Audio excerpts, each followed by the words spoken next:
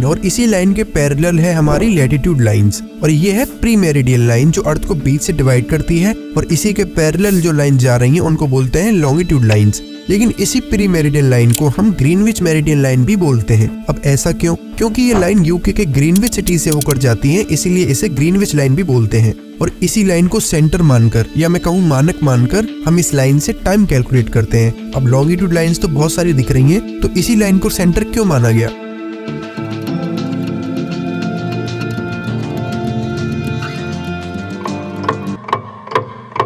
1884 Washington DC में एक meeting होती है जिसमें ये डिसाइड किया जाता है कि ये जो लाइन ग्रीनविच जा रही है इसी को सेंटर मानकर अब से टाइम कैलकुलेट होगा। क्योंकि उस टाइम पर जब कोई ट्रेन या शिप एक जगह से दूसरी जगह जाता था तब बहुत कंफ्यूजन होती थी, और क्योंकि ब्रिटिशर्स का राज आधी से ज्यादा दुनिया पर था, इसीलिए उन्होंने इस यूके वाली लॉन्गिट्यूड लाइन को सेंटर माना और इस लाइन के बेसिस पर टाइम कैलकुलेट करना स्टार्ट कर दिया। GMT माइनस या GMT प्लस ऐसा साइन आपने टाइम जोन्स में देखा होगा। इस GMT की फुल फॉर्म होती है ग्रीनविच मीन टाइम जोन। चलिए अब देखते हैं कि ये टाइम एक्चुअली में कैलकुलेट कैसे होता है। आपको ये तो पता ही होगा कि एक दिन में 24 घंटे होते हैं एंड हमारी अर्थ इन 24 घंटों में अपना एक पूरा चक्कर कर लेती है, मतलब कि पूरी 360 डिग्री घूम जाती है, तभी तो एक चक्कर होगा। अब इसी को कैलकुलेट करें तो 24 घंटों में 360 डिग्री, तो एक घंटे में अर्थ 15 डिग्री रोटेट करेगी। और इसे फर्दर डिवाइड करके मिनट्स में निकालें तो एक घंटे को मिनट्स में कन्वर्ट करो, निकल के आएगा कि 4 मिनट में अर्थ 1 डिग्री रोटेट करती है। यहाँ तक तो सिंपल कैलकुलेशन थी, कुछ याद करने की जरूरत नहीं है।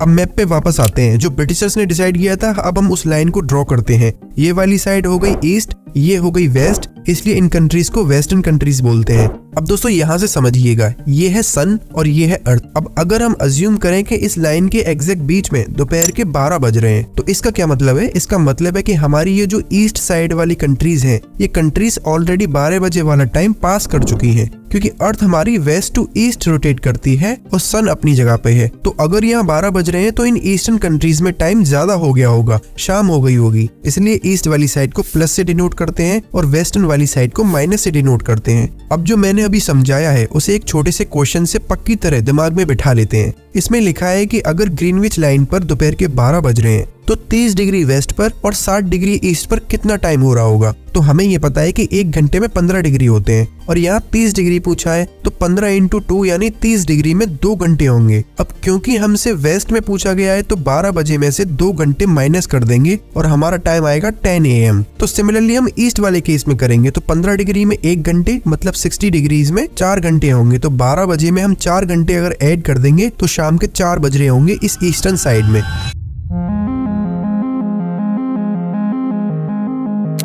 अब यहाँ पर आपको और अच्छे से समझ में आ जाएगा। इस टाइम जोन के डायग्राम को देखो, ये ईस्ट वाली साइड है इसलिए टाइम जोन्स में प्लस लिखा है और वेस्ट साइड में माइनस है। टोटल 24 घंटे होते हैं, तो 12 घंटे प्लस के इधर और 12 घंटे माइनस के इधर। ये है हमारी ग्रीनविच लाइन जो हमने सेंटर मानी थी। इस लाइन के 7.5 डिग्री राइट और 7.5 डिग्री लेफ्ट, मतलब टोटल 15 डिग्री की ये जो बेल्ट बन रही है, इसी को बोलते हैं GMT यानी ग्रीनविच मीन टाइम। इसका मतलब इस बेल्ट के अंदर की जितनी भी कंट्रीज हैं, चाहे वो किसी भी पॉइंट पर हों, ये पॉइंट या ये, इन सब का टाइम सेम रहेगा। सिमिलरली जैसे ही हम 15 डिग्री ईस्ट में जाएं तो टाइम +1 हो जाएगा और 15 डिग्री जाएं तो +2 हो जाएगा। अब यहाँ इस बेल्ट पे जो कंट्रीज हैं उनका टाइम सेम रहेगा। अब दोस्तों कुछ कंट्रीज ऐसी भी होती हैं जो GMT टाइम जोन से आधा 1 घंटे का ऊपर नीचे टाइम जोन कर लेती हैं, एक बैलेंस बनाने के लिए। मतलब ये कुछ कंट्रीज 1 आवर वाला रूल फॉलो ना करके आधा या 1 घंटा अपने टाइम जोन में ऐड कर देती हैं ताकि उनके कंट्री का टाइम जोन एडजस्ट रहे।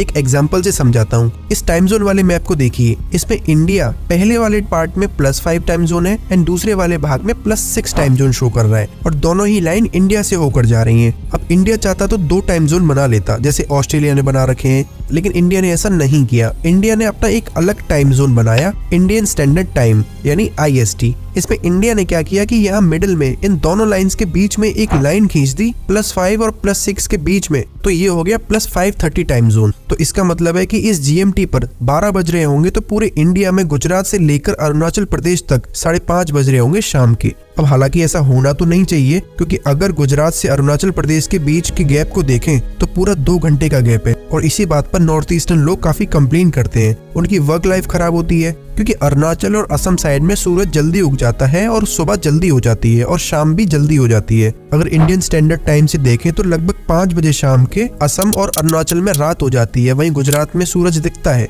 अब इंडियन गवर्नमेंट नहीं चाहती 2 टाइम जोन्स बनाना, क्योंकि 1906 से पहले इंडिया 2 टाइम जोन्स फॉलो करता था। एक था बॉम्बे टाइम जोन और दूसरा था कलकत्ता टाइम जोन। तो अंग्रेजों को बड़ी दिक्कत आती थी, बहुत कंफ्यूजन होती थी टाइमिंग्स को लेकर। फिर 1906 में एक ही टाइम जोन बना दिया गया और फिर 2006 में एक रिकमेंडेशन आई कि इंडिया में फिर से 2 टाइम जोन बना दो, लेकिन अभी तक इस पर कोई फैसला नहीं लिया गया। अब दोस्तों सेम तरीके से जैसे ये जीएमटी लाइन ग्रीनविच से होकर जाती है, वैसे ही हमारी ये लाइन जो इंडियन स्टैंडर्ड लाइन है मिर्जापुर से होकर गुजरती है और ये लाइन 82.5 डिग्री लॉन्गिट्यूड पर है। तो दोस्तों मैं उम्मीद करता हूँ कि अगर आप कभी ऐसा टाइम जोन का मैप आगे देखेंगे तो आपको कभी कंफ्यूजन नहीं होगी और आप किसी भी कंट्री का टाइम फटाफट निकाल लोगे।